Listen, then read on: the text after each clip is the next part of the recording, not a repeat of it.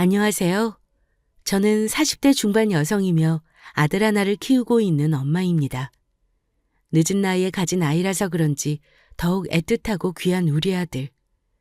눈에 넣어도 안 아픈 우리 아이를 보고 있으니 문득 전 남편이 생각나는군요. 그 사람과 헤어지고 나서 이렇게 귀한 아들을 얻게 되었으니 이혼은 신의 한 수가 아니었나 싶습니다. 그 당시에는 큰 충격과 상처로 힘들었지만 지금은 이렇게 곱씹어 볼 수 있는 여유가 생겼고 문득 그 시절이 생각나 이렇게 사연을 쓰게 되었습니다. 제 소중한 아들 자랑도 하고 싶고요. 저는 20대 초반에 전 남편을 만났어요. 그 시절 우리는 대학교 같은 과 CC였으며 컴퓨터 관련 학과를 재학 중이었습니다. 저는 컴퓨터 프로그램 개발 쪽에 큰 관심은 없었지만 비전이 좋다고 하여 진학하였어요. 그렇기에 전공 관련하여 재미있는 대학 생활은 아니었습니다. 그러나 남자친구는 개발 쪽으로 머리가 비상했어요. 졸업하기 전부터 교수님의 눈에 들어왔고 교수님의 추천으로 좋은 곳으로 취직 자리를 정해놓기도 했습니다. 남자친구는 대학 입학하자마자 군대를 다녀왔고 저보다 나이가 2살 많았기에 먼저 대학을 졸업하여 사회생활에 뛰어들었습니다. 그런 남자친구와는 달리 저는 프로그램 개발 관련하여 실력이 우수하지도 않았고 그저 그런 실력이다 보니 취직하기 쉽지 않았습니다. 남자친구 직장보다는 못하지만 어렵사리 겨우 취직한 곳에서 일을 배우며 자리를 잡게 되었어요. 그렇게 우리 둘은 바쁜 직장 생활을 보낸 지 1년이 흘렀습니다.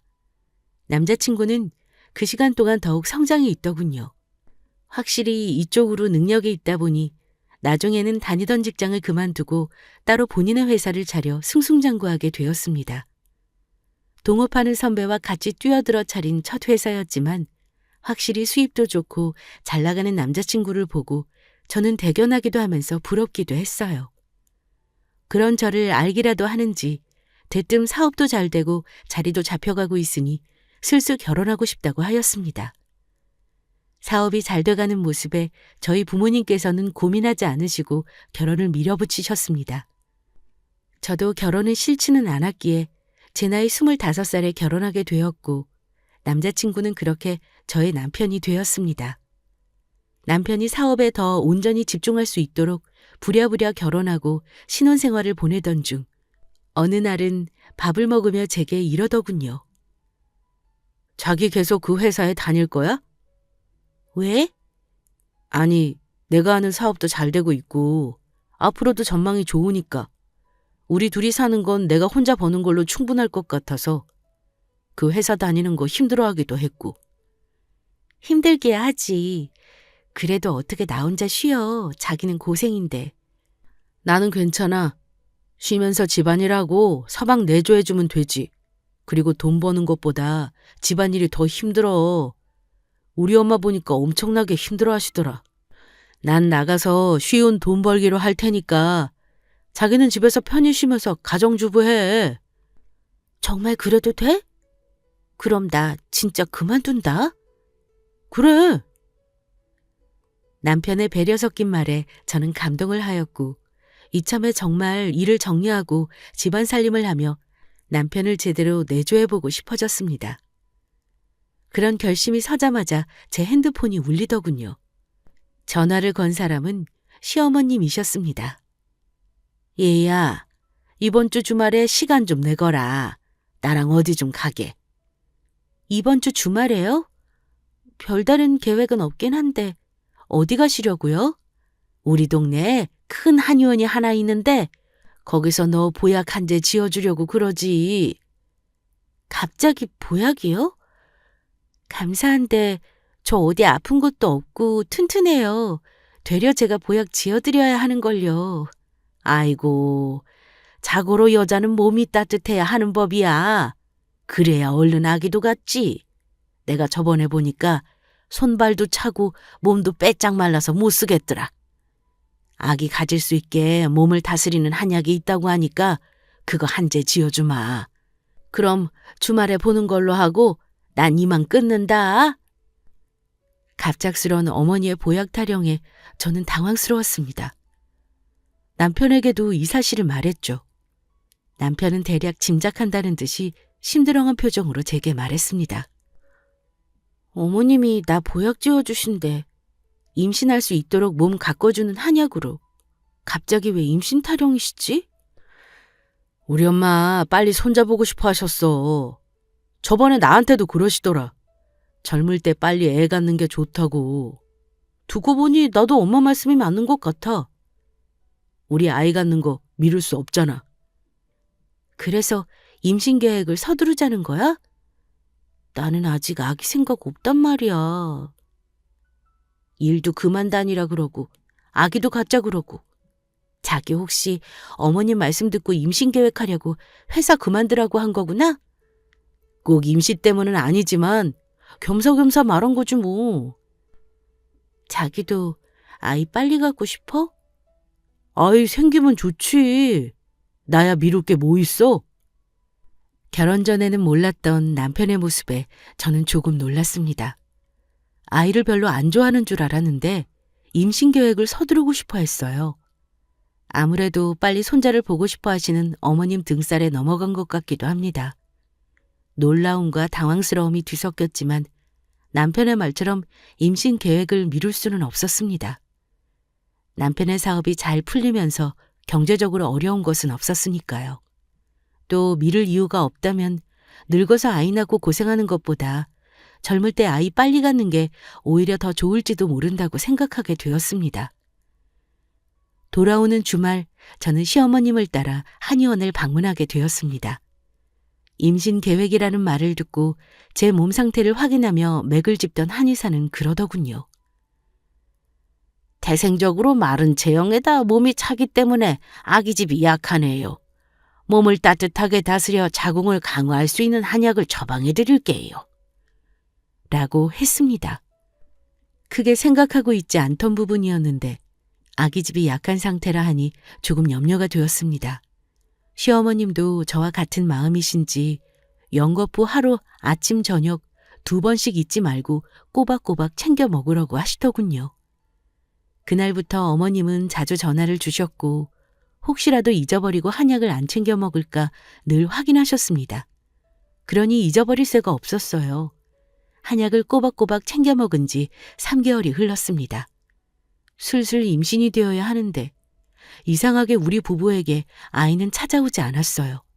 하루는 어머님께서 집에 방문하시어 떨어진 한약을 더 지어다 주셨습니다. 아니, 너 꼬박꼬박 한약 잘 챙겨 먹고 있는 거 맞냐? 먹기 싫어서 나 몰래 버리는 거 아니야? 아니에요, 어머니. 저 하루에 2번씩 잊지 않고 잘 챙겨 먹고 있어요. 그리고 어머님이 지어주신 건데 그걸 어떻게 버려요, 아깝게. 그럼 임신해야지. 왜 여태 소식이 없는 거야? 너희 부부 노력 안 하니? 한약도 잘 챙겨 먹고 열심히 노력도 하는데 이상하게 임신이 안 되네요. 더 노력해 볼게요. 주변에서 오히려 더 신경 쓰고 스트레스 받으면 아이가 잘 안 생긴다고 하더라고요. 그러니 너무 조급해하지 마시고 편하게 마음먹을 수 있게 기다려주세요. 스트레스 받아서 갖기 힘든다니 더 뭐라 할 수도 없고. 그래, 알겠다. 이 한약 잊지 말고 잘 챙겨 먹고 항상 몸 따뜻하게 하고 다니고. 알겠니? 조급해하는 시어머니를 달래고 잠시 후 댁으로 돌아가셨습니다. 그러나 이상하게 제 마음은 편하지 않았어요. 한약 먹기 전에는 임신 준비나 슬슬 해볼까 하는 마음으로 쉽게 생각했는데 한약 먹은 지 3개월 동안 소식이 없으니 되려 조급한 건 저였거든요. 애써 외면하고 있었는데 어머님이 저러시니 심란해져 갔습니다. 그렇게 몇 달이 흘렀을까요? 어느덧 한약을 먹은 지 1년이 되었습니다. 하늘은 여전히 저희 부부에게 어여쁜 아이를 선물로 주지 않았고요. 이런 상황이 이어지다 보니 마음을 편히 먹으시던 시어머님께서는 오만 걱정을 하기 시작하셨습니다. 더불어 제 불안감도 커졌고요.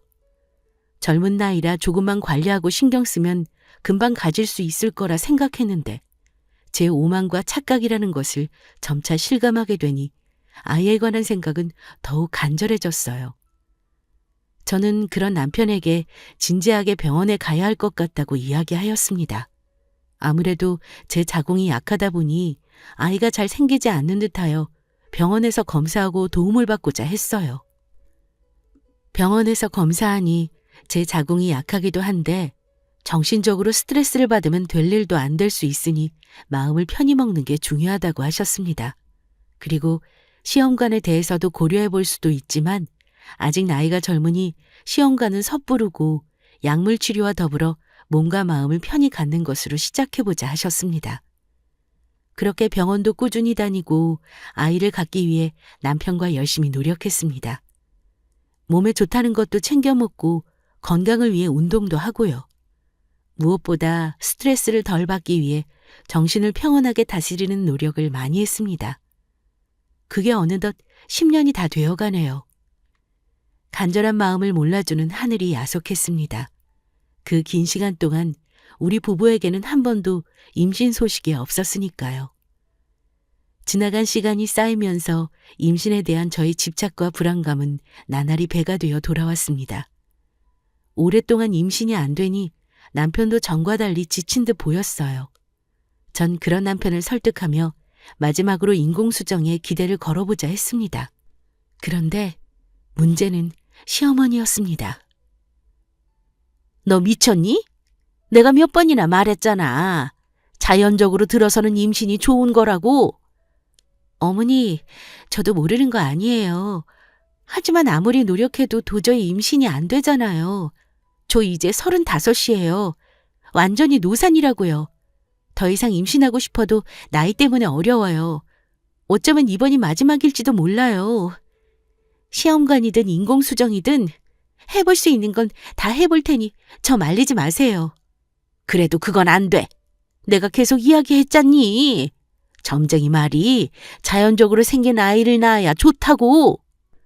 도통 임신 소식을 알리지 않자 시어머님은 어디서 점을 보고 오셔서는 자연적으로 임신이 되는 게 제일 중요하다고 했고 자식 팔자가 있기 때문에 늦게라도 들어선다고 했답니다.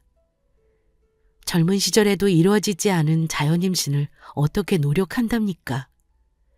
저는 어머님의 고집에도 시험관이나 인공수정을 강력하게 밀어붙이려 했어요.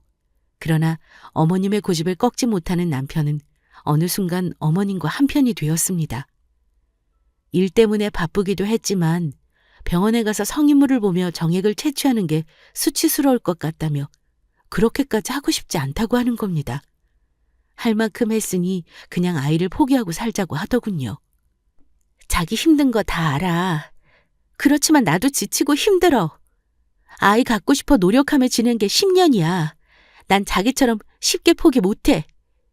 제발 마지막으로 시험관이든 인공수정이든 노력해보자. 응? 그때도 안 생기면 나도 깨끗하게 포기할게. 저의 진심 어린 설득에 남편은 마지막임을 약속받고 마지못해 시험관과 인공수정을 하기로 했습니다. 병원에서는 시술하기 전 산모의 몸 상태가 제일 중요하다고 했기에 저는 몸과 마음을 더욱 정성스럽게 관리하려 했습니다. 남편에게 집안일도 안정을 취하면 더 좋을 것 같아 가정부를 들이면 어떨지 물어봤죠. 남편은 좋을 대로 하라고 했습니다. 업체에 문의하자 며칠 후 20대 후반으로 보이는 젊은 여자가 찾아왔습니다.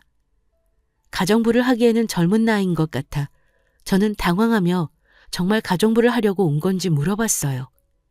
나이 좀 있으신 분이 오실 줄 알았는데 가정부로 일하러 온 거 맞죠? 안녕하세요, 사모님. 가정부 구하신다고 해서 온 거 맞아요. 젊은 사람이 이런 일 하러 와서 좀 놀라셨죠? 실은 제가 직업을 따져가며 일할 상황이 못 돼서요. 어려도 어릴 때부터 집안일 다 했고 살림 잘해요. 젊어서 체력도 좋고요. 시켜만 주시면 열심히 하겠습니다. 젊은 아가씨가 가정부로 와서 당황스러웠지만 젊은 나이에 굳은 일 마다하지 않고 열심히 하려는 모습이 예뻐 그냥 가정부로 채용하기로 했습니다. 처음 온 날부터 집안 살펴보며 파악하더니 생각보다 일도 곧잘 하더군요. 내심 잘 구했다고 생각하며 전 휴식을 취하고 있었고 가정부 아가씨가 저녁 준비를 마무리할 때 남편이 집에 도착했습니다. 집에 들어온 남편은 젊은 아가씨가 주방에 있으니 주춤하더군요. 옷 갈아입으러 안방으로 들어온 남편이 제게 물었어요.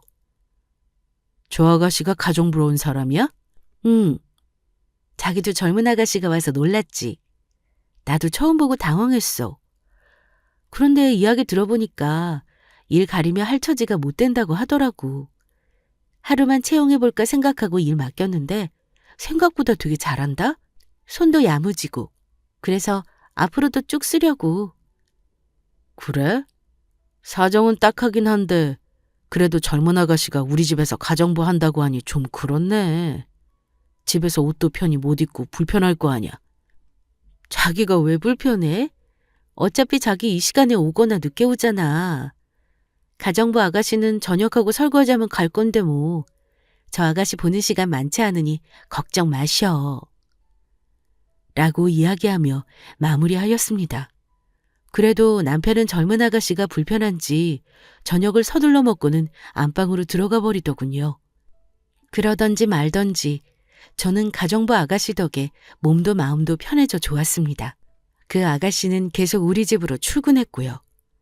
그런데 가만 보니 젊은 아가씨가 야무지게 일도 잘하는데 성격도 참 좋았습니다.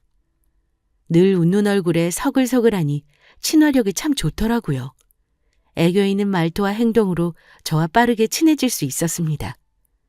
일을 어느 정도 하고 잠시 쉴 겸 저랑 이야기를 나누게 되었어요. 그런데 사모님, 사장님은 언제 만나서 결혼하신 거예요? 남편이랑은 대학교 때부터 알았어. CC였거든. 와, 그러면 엄청나게 오래 사귀셨네요. 두 분이 많이 사랑하셨나 보다. 저도 그런 연애하고 결혼하고 싶은데 부러워요. 나래 씨는 남자친구 없어? 한창 좋을 나이인데. 저는 뭐 먹고 사는 게 더 중요해서요. 남자는 천천히 만나야죠. 그렇구나. 그래도 좋을 나이인데 아쉽겠네. 나중에 내가 괜찮은 사람 있으면 소개해줘야겠다. 이렇게 손도 야무지고 살림도 잘하니 남자들이 좋아할 거야. 정말요? 저야 좋죠. 그런데 사모님, 며칠 일하다 보니 궁금한 게 있는데 여쭤봐도 될까요?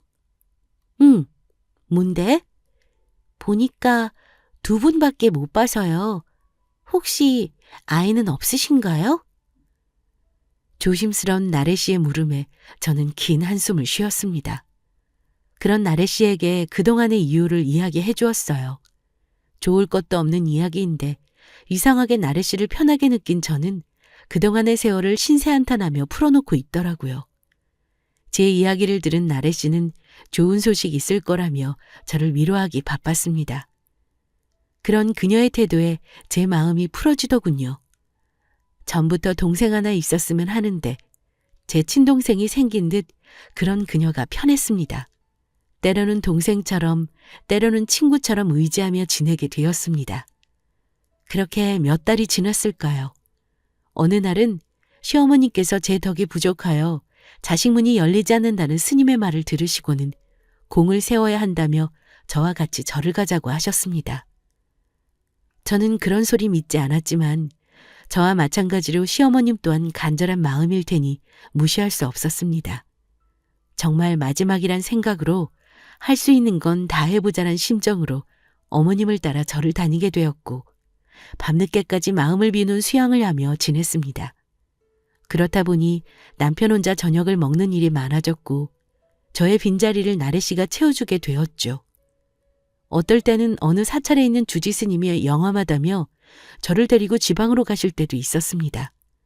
절에서 수양하며 1박을 보내기도 했고요. 그런 시간이 오래 쌓이다 보니 정말 어머님의 말씀처럼 제 몸과 마음이 평화로워지는 것 같았습니다. 이 정도면 몸의 상태도 좋으니 시험관이든 인공수정이든 무리 없을 것 같았어요. 뭐랄까, 이번에는 꼭 임신할 것만 같은 좋은 예감도 들었죠. 그러나 그 예감은 곧 산산조각이 나고 말았습니다. 사건이 일어난 그날도 어김없이 시어머님을 따라 공을 세우던 중 시아버지께서 몸이 안 좋으시다며 어머님을 찾으시는 바람에 생각보다 집에 일찍 도착하게 되었습니다. 얼추 남편이 퇴근하고 집에 올 때가 되었죠. 저는 오랜만에 같이 식사를 해야겠다 싶어 서둘러 집에 들어갔습니다. 그런데 신발 현관에 남편의 신발이 있더군요. 벌써 퇴근했나 싶어 들어가 보니 집안은 조용했습니다. 그때 안방에서 남녀가 대화하는 소리가 들렸습니다. 이상한 기분에 조심히 다가가 살펴보니 남편과 나래 씨가 침대에 나란히 붙어 누워 이야기하고 있는 겁니다. 제가 본 광경을 믿을 수 없었어요. 조용히 그 뒤를 지켜보니 둘은 연인 사이처럼 서로를 어루만지며 이야기를 주고받더군요. 오빠, 오늘 저녁 정말 맛있었어. 오빠 덕에 비싼 레스토랑도 가보고. 나 너무 행복해. 그깟 레스토랑 오빠가 얼마든지 데려가 주지. 다음에 또 가자. 그리고 뭐 갖고 싶은 거 있으면 말만 해. 오빠가 우리 나라에 갖고 싶은 거 다 사줄게. 정말? 역시 우리 오빠는 얼굴도 멋지고 자상하다니까. 정말 최고야. 오늘 그 사람 늦게 온다고 했으니까 편히 쉬자. 오빠가 데려다 줄게. 두 사람의 대화는 누가 봐도 연인 사이임이 분명했습니다. 저는 그토록 임신을 바라며 이렇게 열심히 노력하고 있는데 남편이란 사람은 어린 년이랑 붙어서 이러고 있다니요. 정말 세상이 원망스럽고 제 하늘은 무너져 내렸습니다. 저는 문을 벌컥 열고 들어가 두 사람을 향해 소리를 질렀죠. 저를 본 두 사람은 눈이 커지며 놀라 벌떡 일어났습니다. 너희 둘이 지금 뭐 하는 거야? 콜에 남자랍시고 바람 피우니? 왜? 젊은 년이랑 붙어 먹으니까 그렇게 좋아? 아내란 사람은 어떻게 하면 임신할까 이렇게 발버둥 치면서 사는데 남편이란 놈은 이게 뭐 하는 짓이냐고. 그동안 내가 늦게 오거나 집에 못 올 때마다 인연이랑 붙어 먹었니? 그리고 너 아주 앙큼한 애였구나. 어떻게 나한테 이럴 수 있어? 자기야, 다 오해야. 진정하고 내 말 좀 들어봐. 당신이 오해할 수 있는데 그러니까 우리 둘은 그냥 친구처럼 지내는 사이라고. 친구? 친구 좋아하네. 친구끼리 주물럭거리면서 붙어있니? 내 눈으로 다 봤는데 무슨 헛소리야? 맞아요, 사모님. 저 오빠랑 만나고 있어요. 오빠, 이렇게 된 거 그냥 솔직하게 다 말하자. 우리 사랑하는 사이잖아. 내가 사랑하는 건 우리 아내야. 너랑은 그냥 심심풀이로 만나는 거라고. 자기야, 나 자기밖에 없어. 어린 게 하도 꼬리치길래 내가 잠시 미쳤나 봐. 남편은 제게 다가와 저를 설득하기 시작했고 그녀는 저와 남편을 노려보더니 눈물을 흘리며 밖으로 뛰쳐나갔습니다. 전 더 이상 남편의 이야기를 듣고 싶지 않았어요. 잠시 미쳤다고 해도 10년 동안 아이를 가지려고 노력하며 지낸 저를 생각한다면 이런 실수를 하면 안 되죠. 이 남자에게 오만정이 다 떨어지고 소름이 끼치며 실망감은 이루 말할 수 없었어요. 남편의 옷가지 몇 벌을 큰 가방에 쑤셔놓고 문 밖으로 집어던지며 당장 꺼지라고 쫓아냈습니다. 남편은 문 앞에서 저를 계속 부르며 무릎 꿇고 빌었고요. 전 그런 남편을 더 이상 생각하고 싶지 않았습니다. 그 뒤로 물 한 모금도 못 먹고 눈물로 하루하루를 보낸 것 같습니다. 남편은 퇴근하고 돌아오면 문 앞에서 무릎 꿇고 제게 용서를 구했고요. 잠깐의 실수라고 한 번만 용서해달라고 했습니다. 전 그런 남편을 생각할수록 더욱 괴로웠습니다. 날 배신하고 바람 피운 그 남자를 아직 사랑하고 있었기 때문이었죠. 고통과 혼란 속에서 살얼음 같은 냉전을 유지하며 지냈습니다. 남편은 그 여자를 다 정리했다며 제게 용서를 구했고 전 텅 비어버린 빈 껍질인 채로 몇 달을 허송세월로 보냈습니다. 그러던 어느 날 잊고 있던 그년이 절 찾아왔습니다. 할 말이 있다며 꼭 전해야 한다고 저를 찾았어요. 침대에서 힘겹게 몸을 일으켜 저를 보고 서 있는 그년을 지나쳐 소파에 앉았습니다. 남편은 그년을 보고 여기 왜 왔냐고 안절부절 못하더군요.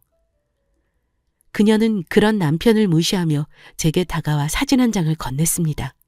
그것은 제가 그토록 보고 싶어 했던 임신 초음파 사진이었습니다. 저 임신했어요. 제 뱃속에 오빠 아이가 있다고요. 청천벽력 같은 소리에 저는 아무런 말도 할 수 없었어요. 내 인생을 시궁창처럼 갈 때까지 갔구나 싶었습니다. 그년의 임신 소식에 남편을 힐끗 보니 당황해하며 떨리는 눈동자로 그년을 바라보고 있었습니다. 그런 남편을 보니 내가 사랑하는 사람의 모습이 참 희미해져 가더군요. 그제야 정신 차리고 보니 부른 배가 보였습니다. 알겠으니 오늘은 이만 돌아가 달라고 하였고 방으로 들어와 버렸어요. 아무리 사랑하는 사람이라도 이런 쓰레기 같은 상황을 마주해버렸으니 버티기 힘겨웠습니다. 며칠 동안 정신 나간 사람처럼 멍하니 앉아있거나 누워서 시체처럼 지내니 남편은 시어머님께 모든 사실을 다 말한 모양이었습니다. 시어머님께서 찾아오시더니 하실 말씀이 있으시다며 힘든 저를 거실로 부르셨어요. 이야기는 대강 들었다. 일이 이렇게 된 건 안타깝지만 어쩌겠니, 내 아들인걸. 그리고 말이 나와서 하는 말인데 우리 아들도 남자 아니겠니? 그 긴 시간 동안 너랑 살면서 우리 아들이 못나게 있었겠어? 떡두꺼비 같은 아들 하나를 낳아주길 했니? 뭐 했니? 그러니 한눈을 팔지. 난 솔직히 이렇게 임신이 안 돼서 우리 아들 어디가 문제가 있나 걱정했는데 이거 봐라. 한 번의 임신이 떡하니 되지 않았니? 그 보살이 늙음하게 손잡을 수 있을 거라고 했는데 이렇게 손잡은다는 걸 이야기해준 모양이다. 내가 너한테 손주 보려고 기다렸다가는 나 장례 치를 때까지 기다리겠어. 그래서 말인데 난 내 손자 포기 못한다. 그러니까 내가 물러나. 깨끗하게 갈라서란 말이야. 엄마, 이 사람 아직 힘든데 꼭 그렇게 말해야겠어? 넌 조용히 해. 너도 네 자식 생겨서 좋다고 했잖아. 시어머님의 입에서 나온 소리를 듣고 멍해졌던 정신이 서서히 돌아왔고 남편을 바라봤습니다. 남편은 저를 쳐다보지 못한 상태로 고개를 푹 숙이며 말했습니다. 당신한테는 정말 미안하지만 그래도 어떻게 내 아이가 생겼다는데 나도 오래도록 기다린 아이고. 우리 그만하자. 위자료는 당신이 원하는 대로 줄게. 남편의 말을 듣고 웃음이 나왔습니다. 그동안 미안하다며 싹싹 빌더니 자신의 아이가 생겼다는 말에 결국 날 2번 버리는구나 생각되니 정말 정신이 어떻게 되는 것 같았습니다. 하지만 쉽게 이혼해주면 안 되죠. 누구 좋으라고요. 인간 같지도 않은 두 사람에게 소리를 지르며 절대 이혼 못해준다고 악을 썼습니다. 그러나 이미 남편은 친정에도 이 사실을 알렸고 친정엄마는 그런 저를 집으로 데리고 가려고 하셨죠. 시어머님은 얼른 데리고 가시라며 저를 내쫓듯이 쫓아내려 하더군요. 남편은 그저 구경만 하고 있고요. 그렇게 친정엄마 손에 붙들려 집에 온 저는 마음고생을 많이 하며 보냈습니다. 친정 부모님은 그런 놈이랑 당장 헤어지고 아직 늦지 않았다며 새 출발하자고 하셨고요. 힘든 시간을 보내면서 매일 제 자신을 죽이며 지내던 중 그년이 아이를 낳았다는 이야기를 듣게 되었습니다. 출산 소식을 들으니 정말 다 끝인 것 같더군요. 매일같이 이어지는 시어머님의 괴롭힘에 벼랑 끝으로 몰린 저는 결국 이혼에 합의해주기로 했습니다. 평생 먹고 살 만큼 큰 돈을 위자료로 받기도 했고요. 이렇게 허망하게 끝이 났지만 용서를 구하지 않은 그년이 용서되지 않았습니다. 제 짐을 챙기러 간다는 말로 핑계를 대며 그년의 낯짝을 마지막으로 보러 그 집을 찾아갔습니다. 집에 들어가니 아이를 안고 있더군요. 그년에게 시원하게 욕이나 저주라도 퍼부어 주려고 하는 찰나 아이의 얼굴을 보는데 뭔가 이상했습니다. 아이가 남편과 하나도 닮지 않아서였죠. 저도 모르게 혼잣말로 그이랑 하나도 안 닮았어 라고 말하였고 순간 그년의 눈동자가 떨리는 것을 알 수 있었습니다. 뭔가 숨기고 있는 것처럼요. 헛소리하지 말고 당장 꺼지라며 그녀는 절 밀쳤습니다. 전 균형을 잃어 휘청거리는 척하며 아이의 쪽쪽이를 몰래 챙겨서 그 집에서 재빨리 나왔고요. 그리고 가지고 있던 남편의 물건과 아이의 쪽쪽이를 대상으로 친자 검사를 했습니다. 그 결과 대반전이 일어났어요. 제 예상대로 그녀나 아이는 남편의 아이가 아니었습니다. 전 그 결과지를 가지고 집으로 찾아갔어요. 마침 집에는 손주를 보러 오신 시어머님이 계시더라고요. 남편과 시어머님께 보란 듯이 결과지를 보여주며 친자식이 아니라고 말했죠. 남편은 믿을 수 없다며 충격을 받았습니다. 시어머님은 아이를 못 가져 제가 질투해서 조작한 것이라며 그럴 일 없다고 난리를 쳤습니다. 저는 이 결과지를 보고도 못 믿겠으면 다시 검사해보라고 했고 그 결과를 보고 당황한 듯한 그녀는 당장 나가라며 제게 소리를 쳤습니다. 전 아랑곳하지 않고 웃으며 이미 파국으로 이어진 가정이니 알아서들 잘 살라고 하고 나왔습니다. 그 일이 있고 며칠 뒤 남편은 우리 친정 앞에 찾아와 무릎 꿇고 울며 미안하다고 다시 자신을 받아달라고 애원했습니다. 문을 열어주지 않으니 온갖 전화며 문자가 왔어요. 그리고 시어머님에게도 연락이 왔습니다. 친자식이 아닌 아이를 낳은 그녀를 쫓아냈다며 미안하다고 사과를 하셨어요. 알고 보니 시어머님은 제가 준 결과지가 의심스럽다며 다시 검사하자고 하셨고 그 결과 친자가 아님을 정확히 확인한 순간 그년과 아이를 쫓아냈다고 합니다.